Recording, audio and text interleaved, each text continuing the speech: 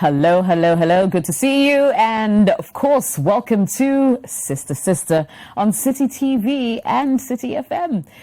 If you're seeing us, then it means that another week has come to meet us and we're in good health. And I think that's a good reason to be grateful. Welcome to the show. This is an all-women talk show, a relationship talk show where we, just address topics or questions as they come through to the show. Of course, our own opinions on what might be going on or not. Now, you're welcome to be part of this conversation. The show is very interactive, and we have a growing Facebook community. I'll be telling you all about that. Plus, we get to meet my sisters once we come back from this.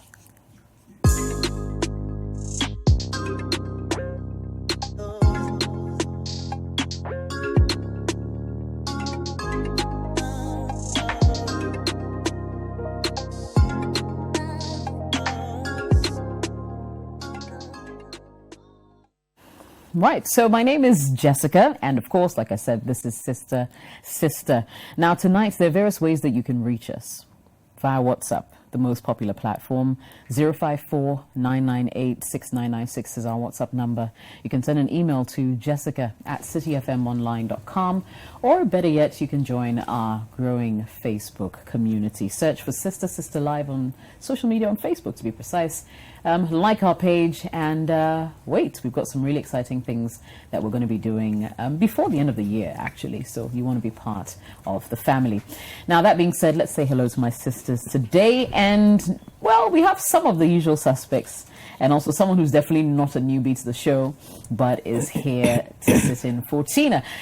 Apiorkor. Hi. What's going on? Charlie. We did say the sister. Yeah. This woman wears many hats, man. Charlie. The matriarch's verse. Just. Yeah. Big woman. Yeah. Good to see you, though. Thanks for joining us on Thank you Sister for Sister having today. me once again. Yeah. And Olivia's here as well. Yes. What's going Hello. I'm good, thank you. How are you? I'm okay. Yeah. Can't complain. Nice. You know how it is. Yeah. I like your hair. Oh, you do? The colors. Oh, thank you. Girl. I'm enjoying the attention. Maybe so. You like attention too much. Yeah. Rosie, good to see you as well. Rosie, good to see you. Good to see you too, Jess. How are the people? The little Charlie. people who live in your home. Right now, Danica's hobby is to pull out my logs. He actually holds and pulls it out. So I have about 6 pieces lying at home now. That's so not cool. And she just takes it from the front, just like yanks it, and I don't know. No matter how much I try to cover it, sometimes she just puts her hand there. Before I could say Jack, she has such a strong grip, but okay, so we'll survive it. So hopefully, I have a confession. By the time she's 1, I'll still have some left on my head. I'm the one who sent her to do that because I'm jealous of your hair. I knew it.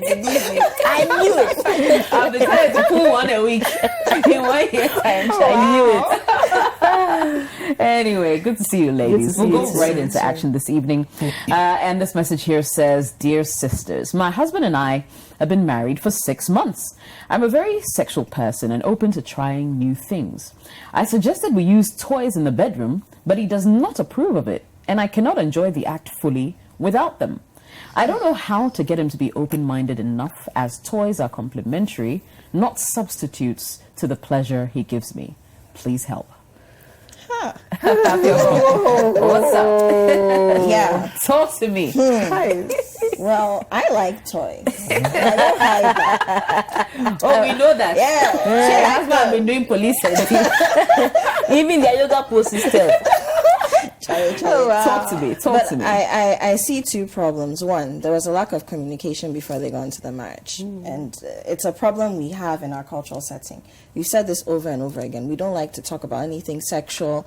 It's a taboo to mention sex as a word, let alone sexual toys, adult toys. Now, I'm guessing that her husband is feeling a bit emasculated. Yes.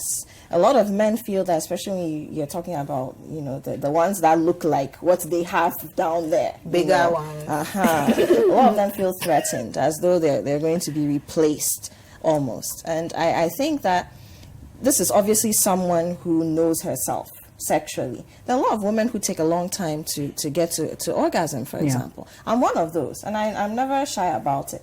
In fact, more women than not struggle to have orgasms. Some never do, actually. Yes. Yeah. So if you understand your body and you Some know, always do. and some always do, the very lucky ones. Multiple.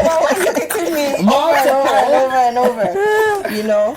But I think that she just needs to sit down and reassure him, because I really do think that he just feels threatened. Reassure him, and then maybe she should say, she says she's open to trying new things. Also think about things other than toys. Maybe masturbating each other in a different way, introducing some interesting foreplay, role play into the lots of costume shops, do police, do French maid, whatever, spice it up. But yeah, they need to have a conversation first and foremost. Yeah.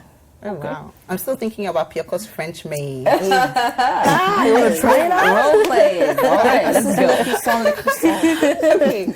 So I can completely understand where the guy's coming from, whereby it's all about him, just like, I mean, Apiorkor said it all. But just to touch on what she said, I understand where it's coming from. It's all about him. It's all about his masculinity as a man, and him being able to confidently even brag, maybe amongst his friends, to say, Charlie, my wife, dear, like, you know. Got it on lock. Exactly. So for him, he's probably thinking, having this, this toy machine he can never compete with. It vibrates. It vibrates, it does 1,000,001 things, and he can't compete with that. So it will take him, to be honest, it will take him a lot of time to adapt to something of the sort. Then I also want to look up at the how he was brought up, how he was psyched from a religious point of view, whereby these things are not permitted, these things are not allowed. You know, it's about you and your woman. You know, plus a whole spiritual thing and the whole. So it will take a lot to get him to appreciate that. But in the meantime, like Apiorkor said, do other things. You can introduce other toys, not necessarily the dildo the replica toy, and just try and enjoy your husband. I know it's a lot for you, especially because you know who you are, you know what you want, how you want it, and how you want it. Unfortunately, this conversation should have been had, but it wasn't had. But moving on, the question is, how do you move on? What do you do to be able to ensure that you actually climax? Because really, there's nothing as bad as a woman who hasn't had orgasm. You see, I always say this, you have to go to Mount Sinai. No, it's not even Mount Sinai. You have to go to Pantine Hospital to go and see a lot of women who are touching upstairs, like from frustration to, you know, you can see women who are dressed up, looking nice and everything, but Charlie, they are not getting it, so they are very frustrated. So you see, how do you work things through? You have to work things through with your man. Say, my man, listen, I love you to bits. I really need you. I want you in this way. Do this. You know, touch me in this way. And maybe just also try and psych yourself out of, I know it's going to be hard, but some men are just impossible to get through. So assuming you don't get through to him, the thing is, what are you going to do? So you just psych yourself up to say, okay, when I'm like, this is my man. How else am I going to enjoy him? How else am I going to get him to also enjoy me without thinking, say, you know, he's not man enough? So, you know, yeah, French maids, you know, whatever it is that you have to do, get the aphrodisiacs in, get the police and thief, you know, there are other things that you could do, you know. For me personally, Just don't play pillow.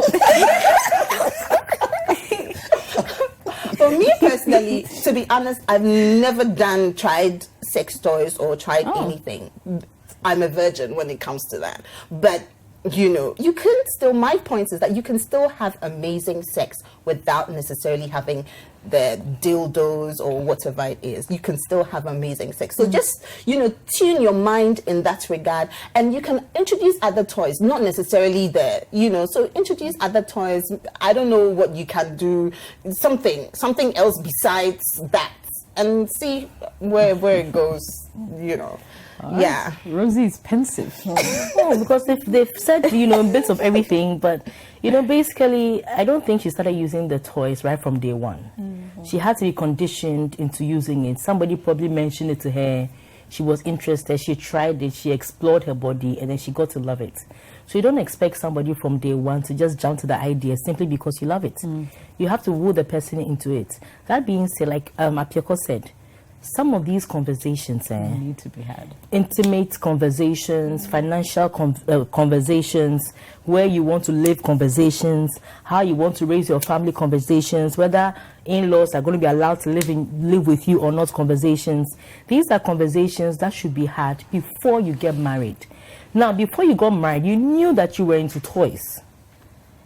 But because you didn't want the marriage to not happen, you were quiet on it.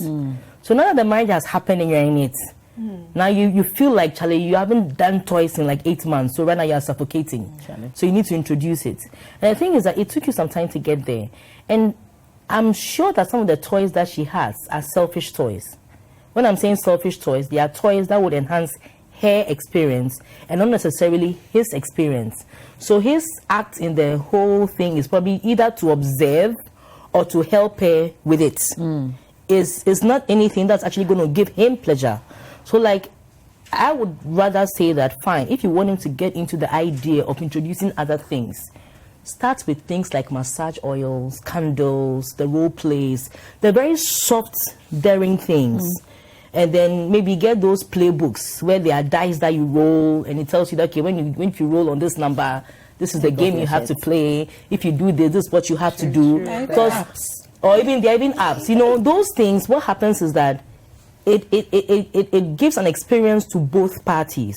Now, when he starts enjoying that experience, he'll probably be more open and more daring to other forms of other things in the bedroom apart from the two of you. Do you understand? Yeah. So it's not something that will happen overnight. You need to take your time with it, because one, you betrayed him by not telling him that that's what you were into. And if he's somebody whose moral upbringing taught him, because there are people who even think that sex is purely for reproduction, not for pleasure. Right. So if you are with one of these people, it means that you really need to break his mentality, his thought pattern, before he can even get to do what you want him to do. So number one, don't be angry at him. Don't be disappointed. If anything at all, it's your fault, because you should have told him before the marriage. And take your time with it and put your toys aside. Let him know that he's more important than the toys for now. Put it aside and introduce the other soft things. As time goes on, one day he'll ask you, are those toys that you brought out a few months ago, do you still have them there? Let's see whether I'll be more open to it. That's what happens sometimes. Okay, so for me, using toys, there's no big deal about it. I mean, question though. Yeah. Does this mean that she's not actually satisfied by the guy? No, it doesn't mean that. You see, one thing about intimacy is that you don't have one form of intimacy that gives you orgasm guaranteed every time 24/7. Sometimes, like, you can't say that, okay, I like missionary, so every day is missionary. Sometimes you need to change to spice it up. So it may not necessarily mean that he doesn't satisfy her. He probably satisfies her. She's able to go orgasm with her. But getting there with a toy, getting there with a man, getting there with oral stimulation, they all give different sensations. But it doesn't mean that you haven't gotten there. So maybe she's just, and sometimes it's just the thought. The thought that you are doing something crazy between the two of you is exciting. Right. It comes with its own excitement that the two of you are doing something out of the box. Something that normal couples don't do. This is our thing. It gets exciting. So it doesn't necessarily mean that he doesn't get her there. But it doesn't also mean that he always gets her there. Maybe it's half and half. Right. It's possible he gets her there. It's possible he doesn't get her there. Yeah. But she's also craving for another form of Stimulation, another form of excitement.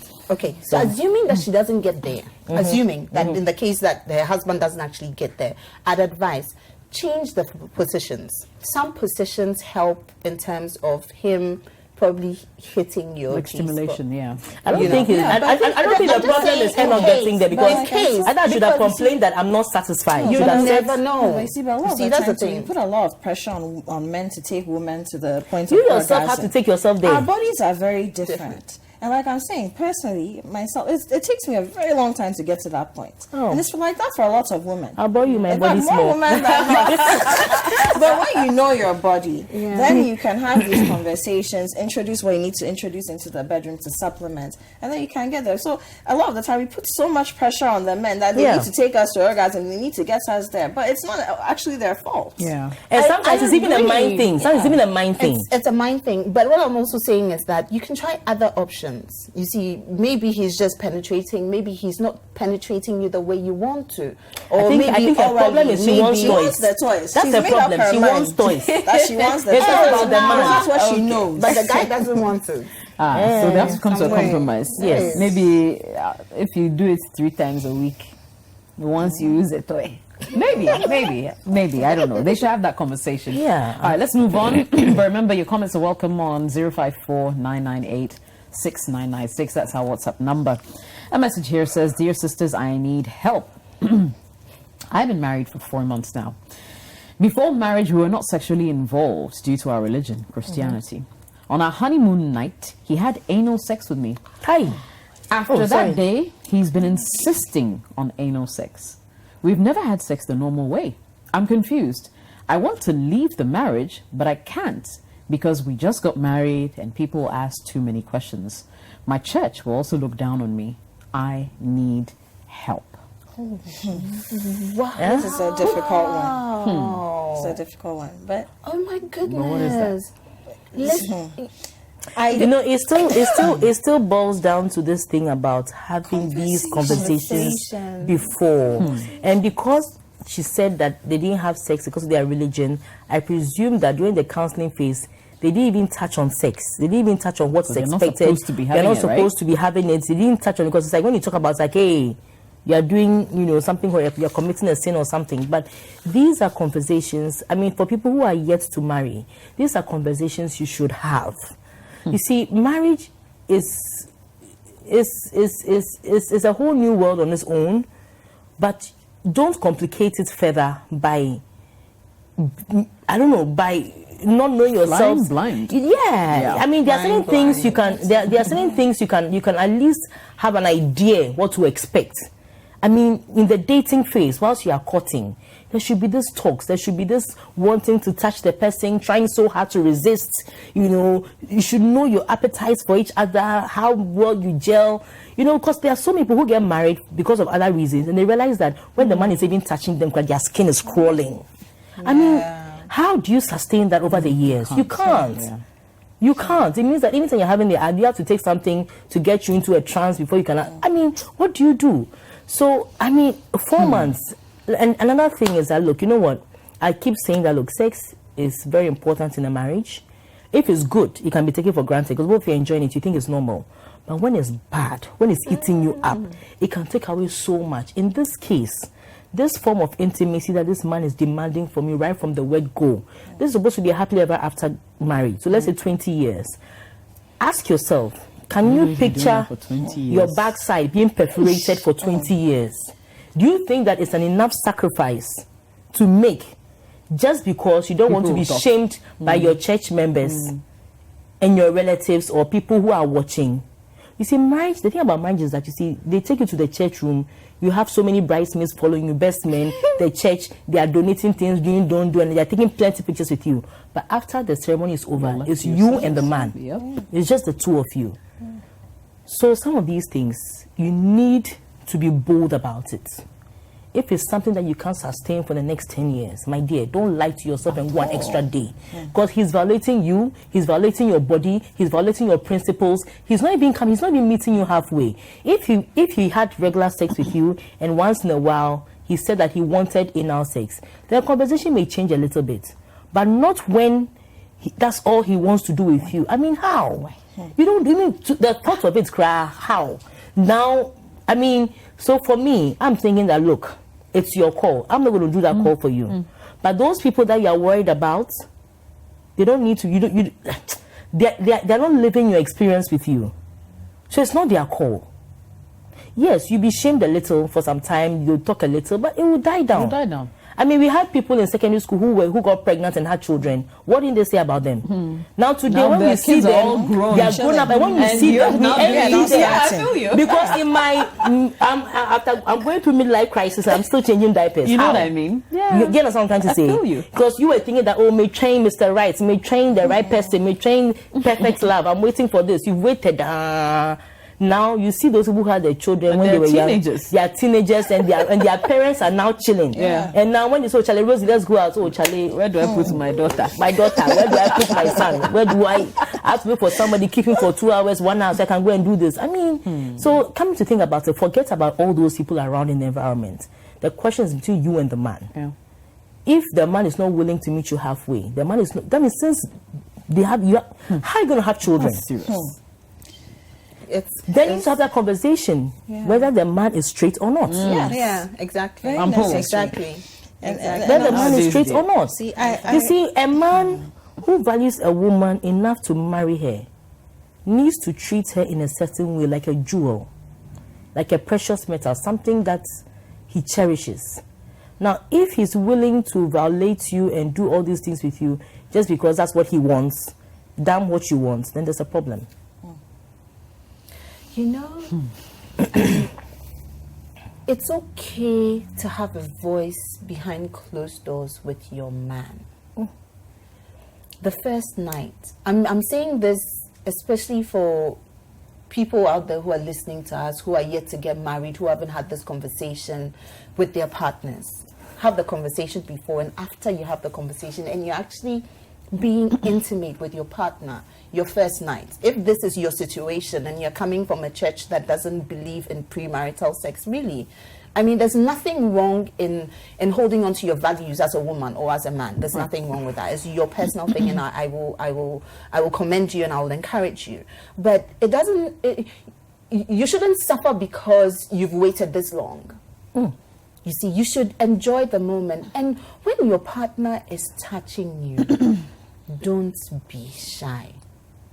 I know it's hard. And especially for first timers, you just want to please each other so much, and but when he's doing it and you don't like it, you don't like it. Tell him, babe, I don't like this. I'm not enjoying this. I didn't expect that we should be having anal sex. I don't believe in anal sex. You are not putting that up my ass. Sorry. Like, you're not. No, but I mean, that's what it is. You're not putting it up my butthole. You are not. And let him know, and you have to be assertive. Your yes is your yes, your no is your no. Sex is meant to be enjoyed. Love making is meant to be enjoyed. That's the time when you, as man and wife, come together. It's a bonding session. It's a time whereby, after a stressful day, some of us use it as sleeping tablets. It's meant to be enjoyed. So when you feel at any point in time that something is being taken away from you, you're not being loved, it's his way of showing you that he loves you, and it's your way of reciprocating the love. It's a language. It's love making. You shouldn't feel violated or abused exactly. So it's okay to have a voice, and it's okay to be assertive about what you want in bed. It doesn't mean say what say. It means that you know who you are, and you know what you want, and you have expectations of what sex should be like, and there's absolutely nothing wrong with that. Right. Moving forward, it's been just 4 months. You have your whole life ahead of you. Listen, your body should be cherished. This man, if he continues to penetrate your butthole, from human papilloma virus to STDs to, your entire colon, your anal colon is just going to be messed up. Who's going to be wearing the diapers how many years to come from? And undergoing all kinds of surgeries. Who's going to be undergoing all these surgeries? Listen. And for childbirth, if you are pregnant and you have to push, and that place is loose, the kind of things that can happen. Coming out of that place. Look at you can't, it will get to a point in time, my dear, you will not be able to control your feces. That's how bad it is. Having to walk around, I'm sure you're probably young, you have your whole life ahead of you.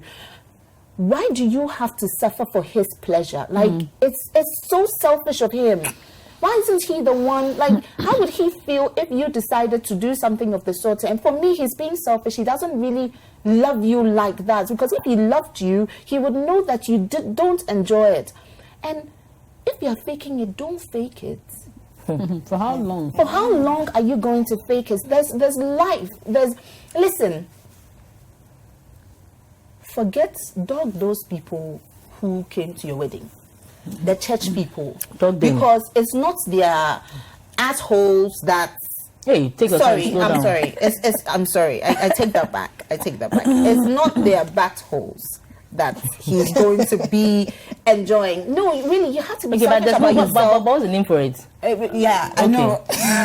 You have to be selfish about your happiness, and you have to be selfish about your health, because you would have to take care of you. Trust me, when you're on your sick bed, he'll be probably looking for some other woman who is, or another guy who will actually enjoy what he's doing. But for now, if it means that you have to call it quit, call it quick, and call it quit fast. Because really, your next relationship with whoever it is that you're going to has to enjoy you. Like, what else will be left after he messes you up for you to even enjoy your life? The time is now.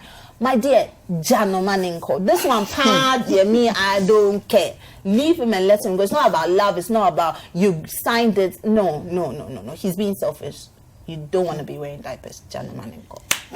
See, I know a couple who've been married for almost 10 years, and till date, they haven't had a child. And it's because of this, the same situation.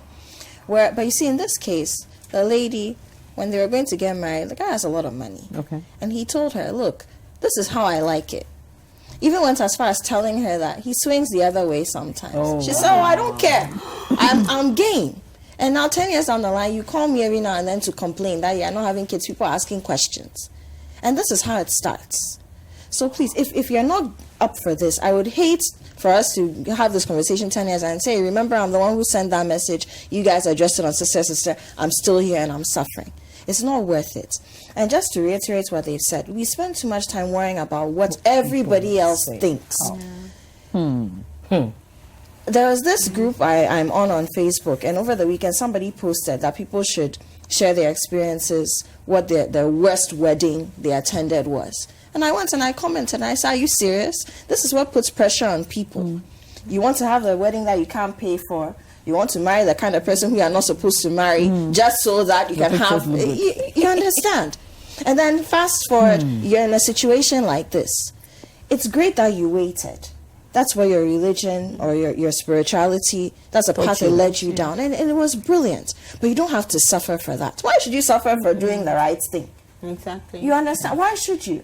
And then we spoke about counselors and not talking about sex and all these things during the counseling session. I was very blessed to have counselors who are one is a health professional, a doctor, and we spoke about these things. We actually had 2 weeks on sex. Wow. Said walk around your house naked, do whatever. Really? What they did say though is that the only thing that is unchristian when it comes to sexual engagements is anal sex. So do whatever you want, explore with each other, have fun with each other, but don't go down that road. But they were very open about it. And honestly, it made us, on our wedding night and then moving forward along the way, we're just really exploring because we know that it's something that was spoken about. You see? Olivia's so happy for you. Yeah, she's like, I wish I had those counselors. I know. But we are not talking about these things. Sex is not a bad thing. It is not ungodly. It's only when it's had outside of marriage. That's when it becomes a problem. So we talk about fornication. If you believe that, if you belong to a certain belief, then you have it outside of, then it's a problem. But other than that, the case, you are married and you're not enjoying the sex too. And marriage is difficult enough and to have to deal with this. Please. I can't tell you what to do, but I think you know what it is. Get out and get out quick. Forget about what anybody will say. Forget about what anybody will the placards that will be on people's imaginary minds, walking around the place, shaming you. Forget about it and get out. Look, next year, everybody will forget. that you are married to Mr. Just in case he wants you and he says to you, no, okay, if you now want it from the front, take it from the front, say no. The reason being, he would have unprotected sex with you and take it from the bum and put it inside, and that's when you get cervical stuff. So say no to him. I'm done. Hey, you just stated some very graphic images in my mind. But yeah, I think the message is pretty clear. I mean, you can't be in a marriage that goes against everything you believe in. No. And anal sex, I mean, there are very few people that I have heard actually enjoy that act. And I mean women that I have heard. I don't know if there are more, but if you're not one of them, then it's certainly not something you should settle for because people will talk about you. Guess what? They'll talk about you when you do something good, when you do something bad, when they're not even sure. They will talk. And it's not when you die, they will talk. So it shouldn't matter. It's about your happiness at the end of the day. So dear lady, do take that decision. We will be right back. We'll go for a quick commercial break. When we come back, there are more of your messages. Stay tuned.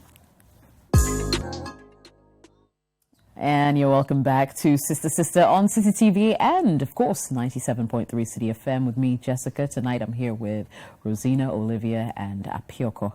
Addressing your issues as usual. Now, remember, our WhatsApp number is 054-998-6996. A message here says, hello, sisters. I dated this guy long ago and we were so in love. We were together for 4 years, which wasn't an easy journey because of all the ups and downs, as usual. After the 4 years, he started acting in a strange manner, not giving me attention and making me feel so insecure.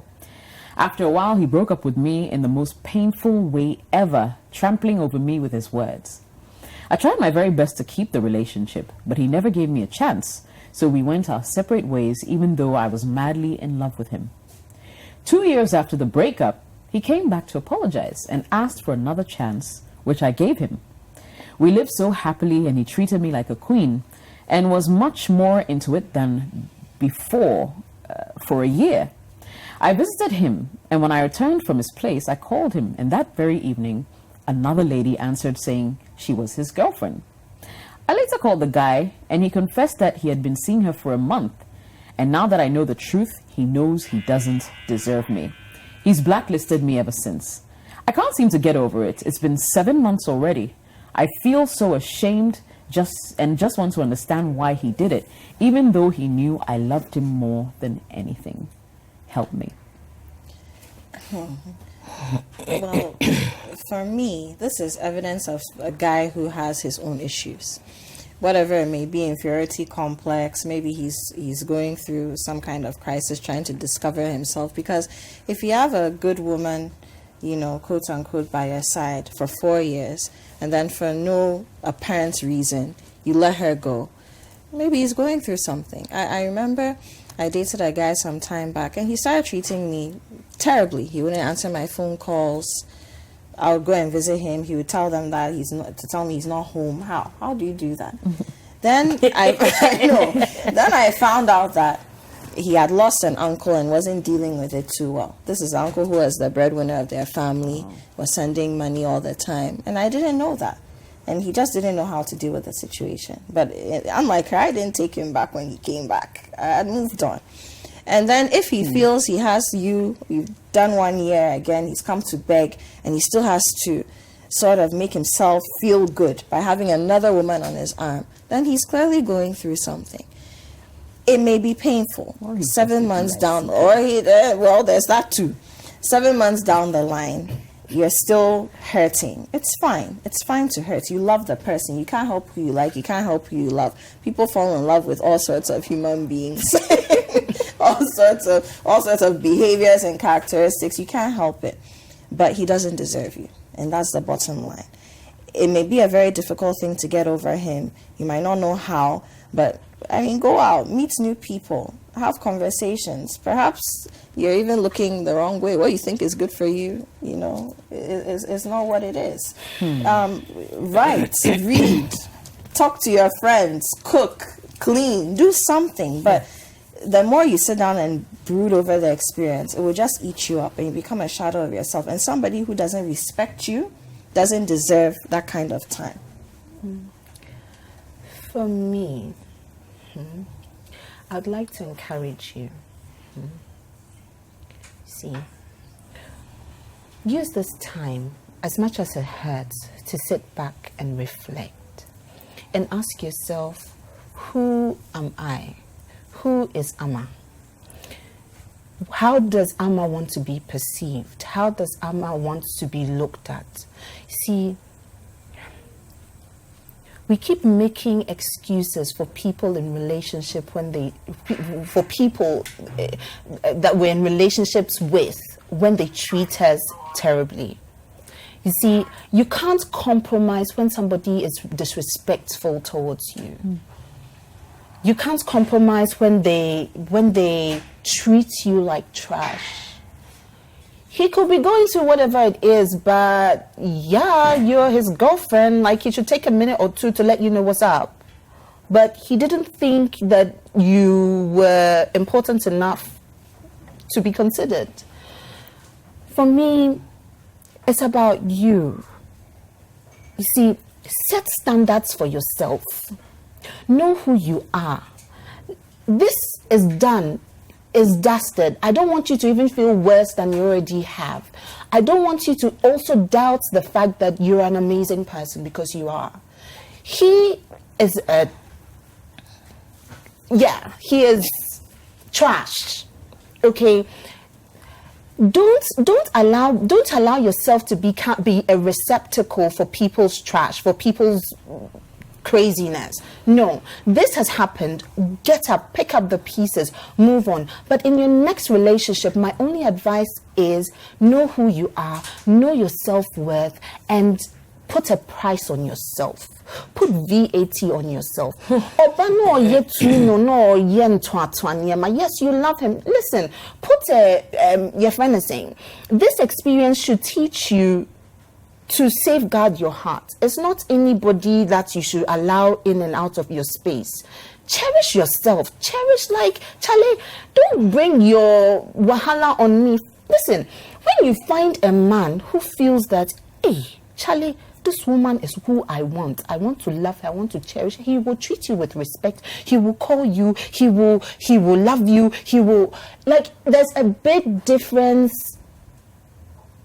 when a man really loves you and when a man just doesn't want you.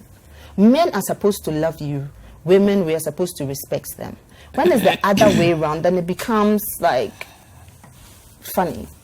So moving on, I'm sorry you had to go through this. Clearly, it's something that you've gone through that you should look at as an experience that you should never allow in your life.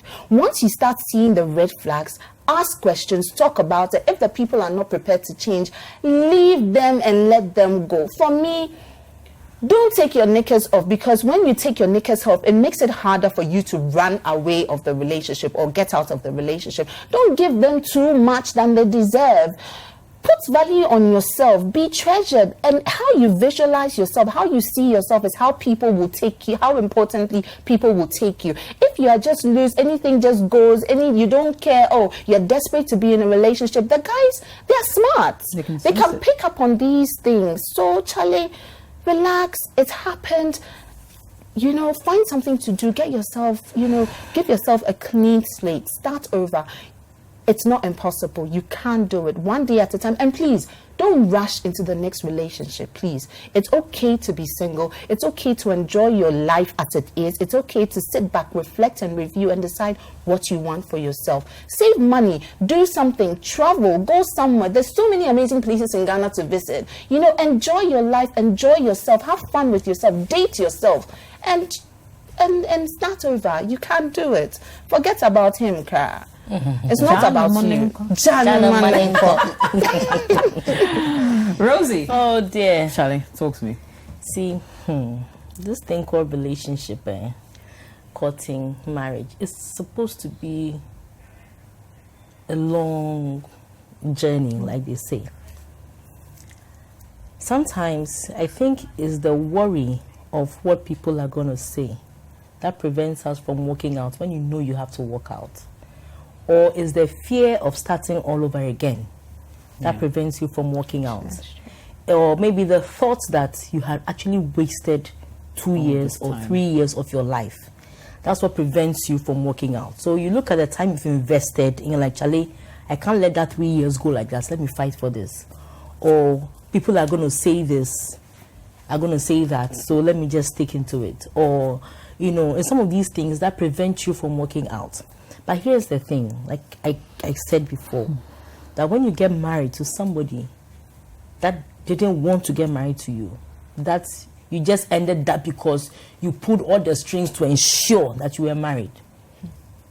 Trust me, is the biggest recipe for disaster. Because in situations where the man and the woman actually wanted to get married, still tough. Still challenges. Issues come up, and I mean, there are still surprises that come with it. So you wouldn't want to be locked down spiritually, physically, legally to somebody, even mentally, to somebody who really doesn't want you. Now, I can understand that people go through phases. Sometimes people go through certain things that make them do certain decisions. I don't have a problem if he doesn't want to see anybody. Like in Apiorkor's case, he's dealing with something, he doesn't know how to deal with it. He doesn't want to see anybody, he's hurting. Right. He didn't want to open that head space for you to be in it. But I have a problem with a man who would disrespect you, open his mouth and say all kinds of unpalatable things just because he wants you off his back. Yeah. It means that innately, those are the guy's truest thoughts about you. So when the time was right, he launched it on you, gave it to you without any respect whatsoever about how you feel. Because you see, words are powerful. You tell somebody, oh, well done, you're doing great. The person keeps going. You tell somebody, what is this? The person is broken, can't continue. Somebody too is the other way around. You break the person goes, you encourage the person too much, the person feels swollen-headed. But I think that words are powerful. They have the ability to make people do things they don't even think they're capable of doing. So when you have somebody who can open their mouth and tell you such horrible things, people like that, you shouldn't welcome them back into your life. That was your first mistake. True. Because if it was a breakup, like maybe he traveled, there was distance and it wasn't gelling and you broke up, those are mutual breakups. Those are breakups that you kind of like understand why it happened. But this one, you could tell that he was just tired of you, bro. So he decided to leave you for something else. And instead of being nice about it, like, look, oh, maybe babes, you know, it's been 4 years. I think we're growing apart. I think we just need to separate a little bit, see whether we can come back together. Something respectable. But in this case, he decides to humiliate you, insult you, put you down so that you get it clear that I want you out of my life. After that message, I don't know what sign you were waiting for again. I don't know why you went for round 2. So the round 2 you went to was your biggest mistake. Yeah. And you know what? The way men are, when a woman is dating a man under normal circumstances, a woman doesn't just get up and pick a guy's phone with another girl calling without the man's, I don't want to use the word permission, but without the man being okay. Trust me, he wanted to give you a message a second time. Yeah. So when you made that call, Passed on the phone. you passed on the phone to the girl and said, answer it and tell her you are my girlfriend. And that's exactly what the girl did. So the first one, he did the dirty work himself. The second one, he passed it on to this girl to do the dirty work. And then you are hurting again. And finally, when it comes to toxic relationships like this, you don't need closure. Yeah. It's not you. The closure you need is to remind yourself of who you are. Remind yourself of your value. Remind yourself of your self-worth. Remind yourself of all the good things you are. Remind yourself about how lucky that unknown person will be just because they have you in their lives. Do you understand? Remind yourself of all those things. That's what you need. But the closure as to why he did this, they did that because, Charlie, they are not deserving of you. That's why they did all of that. Yeah. So this sometimes is looking for closure. That gets us back. Because the first one he saw, you just couldn't put your head around it. Why did he do this? Why did he say all of these things? He comes back, oh, I'm sorry. So you go back hoping to find out the real reason why he did that. Right. So Charlie, long and short, you're actually lucky that he's gotten you out of that relationship a second time. Right. Don't make the mistake a third time. Yeah. And I don't know if you ladies can attest to this, but usually when you're in a relationship and break up, and you guys get back together, it hardly ever works the second time. And Can you guys secondly, relate to that? no, my dad, Yes. in fact, before I even started dating, or if I even knew, one thing my dad told me was that, look, when you have a relationship, you break up. My dad in women, everybody knows his track record. He himself, he boasts about his own track record. When he says it, I believe it. He says that when a man breaks up with any, likely for or unlikely for him, God gave him only girls to teach him a lesson. Anyways, so if a man breaks up with you, and he wants you a second time, he says, out of, if you take 100%, it's only 5% of the time that they actually want to be with you and they're coming back. 90% of the time, they are coming to teach you a lesson they forgot to teach you the first time. Wow. And 5% of and the other 5%, they don't even know why they're coming back. Maybe because because they miss you is convenient. They don't have anybody else. You're Convenience, cheap. yes. You're cheap getting. They went out so there, out of they the didn't get anyone like 100%, you. it's only like 5% who really have thought about it and are really serious about getting you back. And in her case, 2 years. Yeah. Look, I wasn't like this 2 years ago. We changed. Yeah. So after 2 years breakup, it's not the same person you're going to be with. So a lot of things have changed. Sure, so sure, Charlie, sure. I mean, it's Yeah. a favor he's done you a second time. Exactly. Pick yourself up. Think about your value. Get to do something. Enjoy yourself. Open yourself up to other forms of relationships, and then enjoy. Even if you had dropped your knickers, look, this about drop. Look, even if you drop your knickers in a relationship, it is no reason for you to be bonded to that relationship if it's toxic. Because the thing about dropping knickers is that both of you enjoyed it. Right. Okay, anyway, so I mean, you get it, guys. I mean, for the lady, yes, it's unfortunate that you found yourself in that situation, but yeah, definitely it's not the end of the world. He doesn't deserve you. That is clear. He does not deserve you. And I think you just need to find a way to pick up the pieces and move on. And I agree with my sisters when they say you don't even need the closure. I mean, just tell yourself that this is not where you want to be. You're above that. You're better than he is. And find someone who will love you for who you are. We'll go for a quick break. When we return, more of your messages.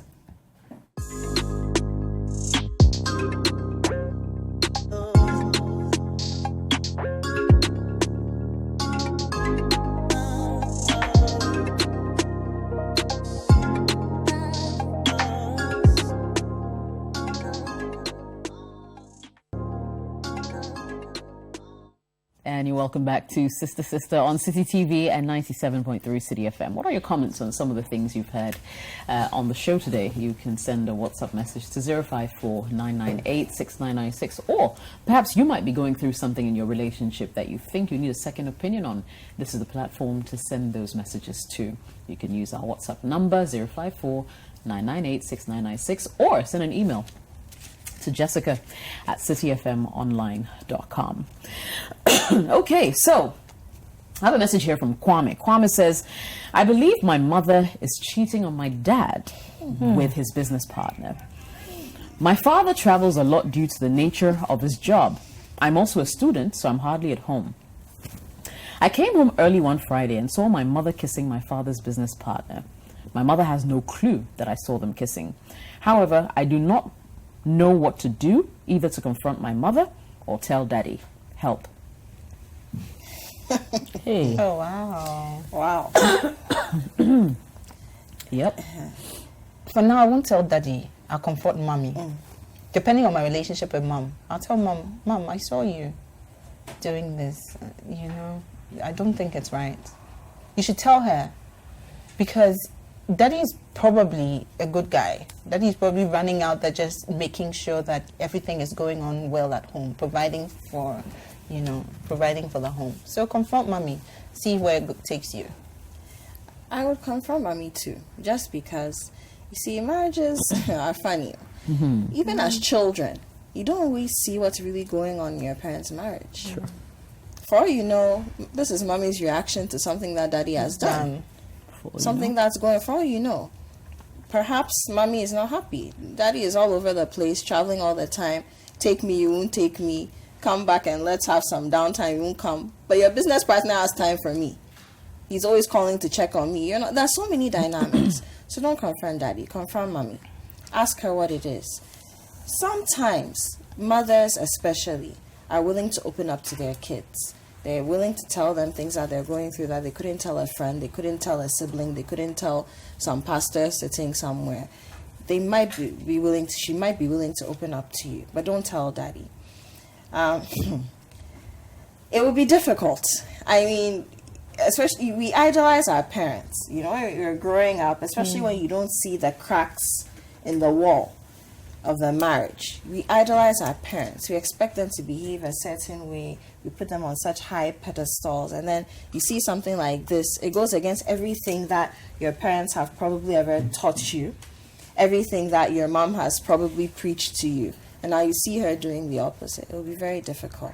I don't know how old this person is. I don't know if he says he's away at school, so I don't know if it's SHS or university.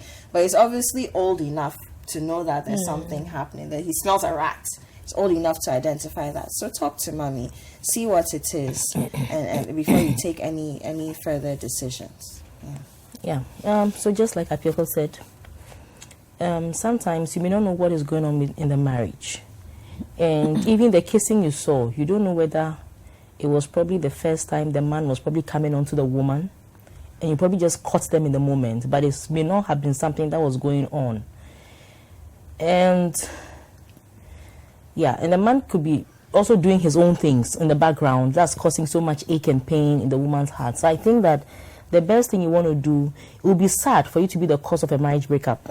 Especially of your parents. Especially your parents. And it would be sad to see them fight consistently, because I'm sure before you saw that, everything seemed okay to you.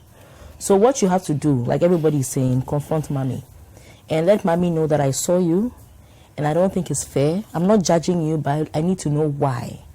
What is going on? Talk to me. I need to know what is happening to my parents, because I love you so much. I love daddy so much. But most of all, I love both of you being together for me. So I need to know what's happening. I think I have a right to know. Just don't come off as judging her like you did something so wrong, so bad. How could you? Because she might also, hit back at you. Like you're a child. You don't know what you're talking about. And then it gets messy. But just let her know that, mommy, I saw you with daddy's friends the last time, and I didn't like what I saw, and I'd like to know what's happening. I'm not angry with you. I'm not judging you, but I just want to know what's happening. And if you think daddy deserves things like that. Do you think she should tell maybe a third party? No. Depending on her age. No. I'm just saying, say she was 8 years old, or Kwame is 8 years old. I don't think he'll be 8 years old, because he said he came back from school. So now, when he says he came back from school, I'm thinking that if you are young and you came back from school, maybe secondary school, most likely somebody will pick you from school and come and bring you home. Most likely. If it's primary, it has to either be secondary school or probably tertiary. And if that element of surprise was there, years and above, and if 13, yes, 15. and if that surprise element was there, I'm thinking most likely tertiary. Because if it's secondary, there's a time that they always come home. But if it's tertiary, she's probably on campus, and then she probably just got home. So I'm thinking most likely tertiary. But whether it's don't even involve a third, whether 5 years old, you should. You see, the thing is that whether even if it's 4 years, 5 years old, he could send a text.